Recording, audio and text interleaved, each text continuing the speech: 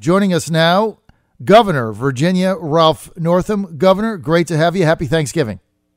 Happy Thanksgiving to you and your listeners, and congratulations on your station. I think that's great, and to give you a farther reach in the Commonwealth, let more people hear what's going on in Virginia. So anyway, congratulations.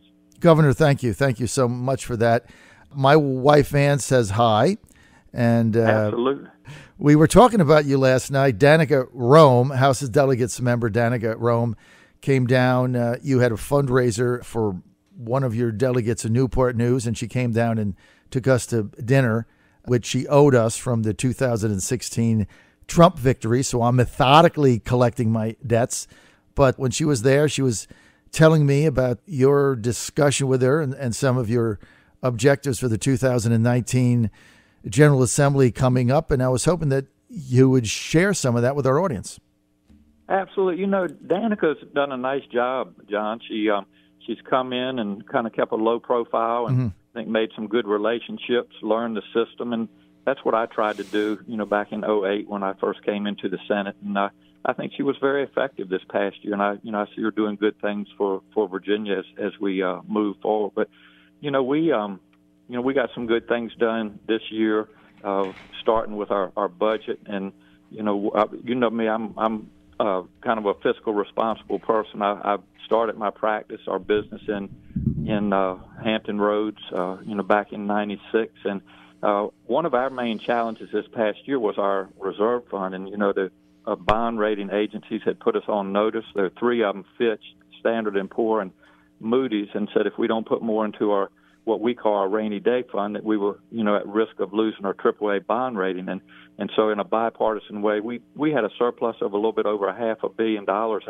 And, we put that into our reserves. And I met with our rating agencies up in New York a few weeks ago, and I think they're very appreciative and see what we're trying to do, that we're being responsible in Virginia. So they've taken us off notice, and we should be in good shape there. But as you know, we're one of just a few states that enjoys that AAA bond rating, something we're very proud of, and it it means millions of dollars because we obviously use bonding to pay for some of our projects in Virginia. So so we got off to a good start this past year, and I, as you know, got good relationships with people on both sides of the aisle, and I look forward to continuing that as we move forward. And I don't want to filibuster here, but I just wanted to take the opportunity to publicly thank members of the General Assembly on both sides of the aisle for this Amazon deal that we announced just a few days ago. That's a big win for Virginia, bringing 25,000 new jobs, and and just people on both sides of the aisle work together to make that happen. And I couldn't be prouder to be a Virginian right now. So the Amazon thing, look, I'm in favor of jobs, and I'm in favor of companies coming to Virginia to hire people, right? I'm just in favor of that. But it's been highly criticized by some for the number of tax incentives given away. Now, just the reality of this is you were competing with other states that had bigger tax incentives than Virginia had.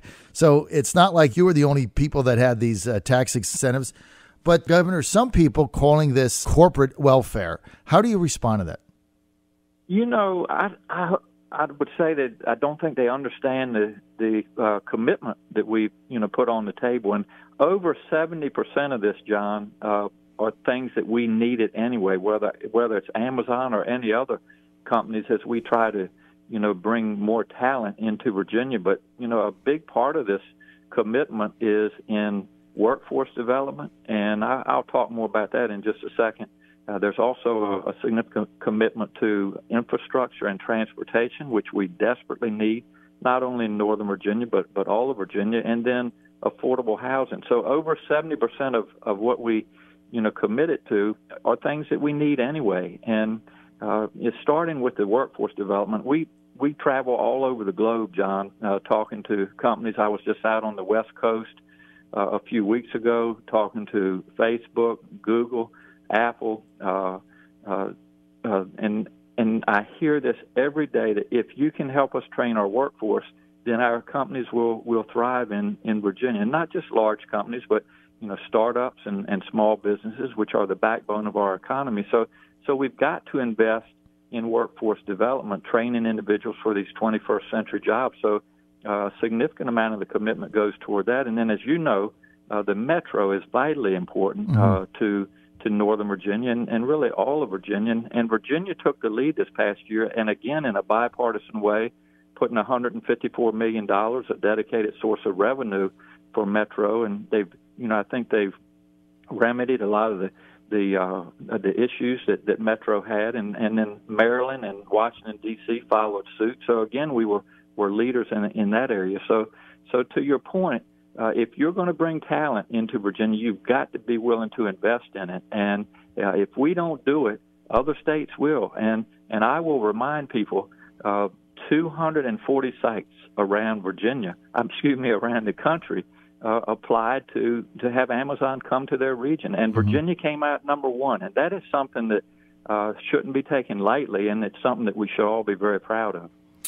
Look, jobs are jobs, and I don't care how you got them, but jobs are jobs. And for those who are on the Republican side that are criticizing the corporate welfare giveaway, Republicans are supposed to be for lower taxes.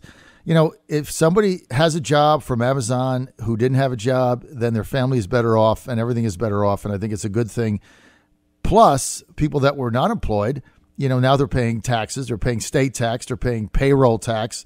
All these things are factors. Then you've also got the suppliers and the secondary businesses that'll be better off because they'll be supplying Amazon with the things they need in that particular area logistically by them. So there's just a lot of positives here. And as you said, other states are doing the same thing. You have to be competitive, and you have to deal with the world that you're in from a competitive environment. And, John, just so, I listen to people, as you know, and travel all over Virginia. And if you go out on the street right now and just go up to people and say, what is it, Mr. Jones, that's important to you? They're going to tell you, I want a job that I can support myself and my family with. And I think that goes back to this previous election. We need to get back in focus on our economy. And a lot of these other, issues are talked about, but people want jobs. They also know that they want their children to have access to a good education. That's what I hear out there. And then obviously something that we've been dealing with, and maybe if we get a chance, I want to give you a couple thoughts on health care, and especially the cost of health care. But people that's what they're concerned about. So those three things: jobs, education for their children, and access to health care. And if folks, concentrate on those three issues, especially here in Virginia, we'll keep doing well, I promise you. You're on the John Fredericks Radio Network, trucking the truth across America. We're with Virginia Governor Democrat Ralph Northam, and he is starting his second General Assembly session here coming up in 2019. He'll deal with a Republican House. He'll deal with a Republican Senate for the time being in 2019. You want to talk a little bit about healthcare. Before I forget, let me give a shout out to your Chief of Staff, Clark Mercer. He's doing a great job, very accessible. He's one of the biggest assets, Governor, that you have, and they're a far cry from some of the other Chief of Staffs I've had to deal with, and so you're blessed to have him. He's a good guy. Well, he's been with us for a long time. He does a good job, and we tried to put a good team together, and I'm proud of them. They're working hard. Obviously, we can't keep everybody happy, but we're trying to do the best we can for Virginia. And my secretaries are working hard, and that's a challenge. Something that I think people don't realize sometimes. But after the election, which was, believe it or not, it's been a year ago now, you only have about a month and a half of transition where you have to put your team together, and it's a challenge. But Clark, helped lead that, and had some other good folks that were on my transition team. But I think we've got a good team, and good things are happening in Virginia. Our economy is doing great right now, and we just need to keep things moving in a positive direction. So let's talk about health care. We got Medicaid expansion passed. Everybody knows I was in favor of that. I thought there was a great job negotiating with the Speaker and with the Senate Majority Leader, Tommy Norman. Also, there was work requirements put in there. What is your vision in health care legislation, Governor, in Virginia going forward? Well, I'll try not to get too long-winded with you, John, but just basically the way I look at healthcare, hopefully is a fairly simplistic approach, is three pillars that support, the system. One is quality, and I believe we have great quality in Virginia and in this country. I mean, people come from all around the world to receive our health care. Can we do better? Sure, but our quality is good. The second is access.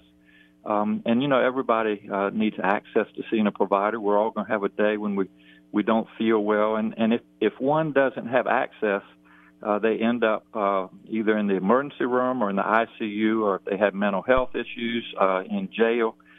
So that was one of the reasons I really advocated for expansion of health care, is to give folks access. And then the third area, John, that sometimes isn't talked about enough either in Virginia or in this country, is the cost issue. And the cost, the escalating cost, it's not unique to Medicaid, it's not unique to Medicare, but it really involves health care in general. And I feel like I'm in a position now as the governor and also as a physician. I've been in the trenches for probably 30 years, and if we don't wrap our arms around the cost of health care, it will literally take Virginia, and it will take this country to its knees. And so I'm actually working on an op-ed now. I want to put some people together, and I think we can be leaders in Virginia. But a couple of things just very briefly, I would say. One is we're moving from what I would call a quantity-based system to an outcome-based system. In other words, I'm still incentivized as a physician by how many patients I see a day, how many tests I order. And we need to incentivize providers and hospitals on outcomes. How healthy is the population we take care of? So that's one thing. The other thing is we are spending so much of our resources on conditions that we can prevent, conditions such as cardiovascular disease, type 2 diabetes, cancers. And so we need to shift a lot of our focus to preventive care. As you've heard us say before, an ounce of prevention is worth a pound of cure. So, right. So I feel like I'm in a position as a physician to really head up this discussion and really tackle the escalating cost of health care. Governor, let's get to redistricting in Virginia. You opposed a House plan forwarded by Speaker Kirk Cox in order for the General Assembly to take another shot at redrawing the districts. You preferred it be done by or managed by a panel of judges who would assign an expert. That got challenged. Now the Supreme Court of the United States is saying that they're going to take it up, so that's going to put anything off until 2020. Do you think you made a mistake? Were you better off just having the General Assembly handle it? No, I gave the General Assembly the opportunity and didn't come up with a plan that I think is fair. And so it has been turned over to the courts, and as you said, it's now being appealed to the Supreme Court, and they'll make a decision. What I would like to see happen, John, is our lines be drawn fairly. I've always been an advocate for nonpartisan redistricting, and I know that you can have that discussion. Can you get the politics out of it? And I think you can get a lot of the politics out of it. But anyway, that's something that we'll talk about as we move forward. But right now we're waiting on the Supreme Court, and I just hope that by in the next month or two that we have lines drawn that are fair, and that so the people that are running for office, and as you know, we've got 140 seats up, 100 delegates and 40 senators. I hope that those are in place so individuals will know what districts they're in and what they're running for. And at the end of the day, I have always said that rather than our representatives choosing their voters, the voters should really be choosing who represents them, and that's why I want to move as best I can toward nonpartisan redistricting. But there isn't going to be a change for 2019, right? Because the Supreme Court isn't even going to start the hearings until well into after the first, and that goes on for months, and people will be running in primaries starting in March. So realistically, you're not going to get redistricting in Virginia till 2020, right? Realistically. Could be. Excuse me, John, could be. But, if they make a decision sooner, that's something that we can, certainly respond to. But let's say they make a decision in January, February, March timeframe. There's a possibility and certainly an option we could move the primary from like June to August. That would certainly be the latest I would feel comfortable with. But we're just going to have to watch and see what the Supreme Court does. And if they decide early, then we'll respond to that. If they don't, then the maps that are currently there will be used for 19. What is your number one, Governor Northam? What is your number one legislative agenda item going into the 2019 General Assembly? Well, there's a couple things, John. First of all, is workforce development, and I've had good discussions with our Speaker, Kirk Cox, and I think he agrees that education is important. Certainly, accountability is important. So we want to continue to keep the pipeline open for workforce development, just training individuals for the 21st century jobs. If we have any resources here that we can tweak our budget with this year, my top priority is going to be broadband. I really think in 2018, and especially for rural Virginia, if we're going to help businesses grow or help businesses start, bring in new manufacturers, we've got to have universal access to broadband. So this is going to be a public-private partnership, and it's certainly going to take, I think, some resources from the public sector. And we've got people working on this, but I like I said, that's one of my pet peeves. There's no excuse that we have so many pockets right now that don't have access to broadband. Even educating our children, John. I mean, when children are working on a computer at school and then go home at night to do their assignments and don't have access to the internet, their hands are tied. So, so I really want to make that my main focus going into this year. Governor, last question: Interstate 81 going through Southwest Virginia. Everybody's spending a lot of time on the I-64 corridor. By the way, just an aside, I was for the Bob McDonnell compromise tax increase transportation plan, call it that, 2013. You voted for it. I was in favor of it. If you drive from Virginia Beach to Washington, D.C. every week like I do, you're now seeing the benefits of that. 5 years later, 64, I never thought I would see it. Widen up to Newport News, going to be widened all the way to Williamsburg. Then after that, widen on the Easy Pass lanes once you get to Stafford. So you can't fix roads by the road ferry. It doesn't drop from heaven. You got to pay for it. Right. Get to 81. Taxes, gasoline tax, tolls. How do you get a third lane on 81? Great question. I'm glad you brought that up, and that is another priority. And we've had great bipartisan discussion. I think the legislators out in that area of Virginia are committed to fixing I-81. But to your point, I went to school out there in Lexington, John, back in the early 80s, and the comparison from back then to now, I mean, there's so much truck traffic. It's a very dangerous piece of highway. So we've committed a little bit over $2 billion to remedying the problems with 81, and now just talking about how to pay for it. But there's a lot of good ideas on the table. We certainly don't want to penalize folks in Virginia, people that live in those regions. There's a lot of traffic that comes, from other states that we want to, capture, let them help pay for 81. So we're still in discussions, John, but I am very encouraged that there are good discussions, and this is something that we'll take up in this upcoming session. And I really think find some good remedies and find a good way, a good source of revenue to pay for 81. So I'm encouraged that that's going to happen. We need infrastructure. We need roads. We're out of time. I want to thank Governor of Virginia, Democrat Ralph Northam, for being with us. Governor, thanks for the time. We always appreciate your candor and forthrightness. Thank you so much. Thank you, John, and I hope you and all your listeners have a great Thanksgiving.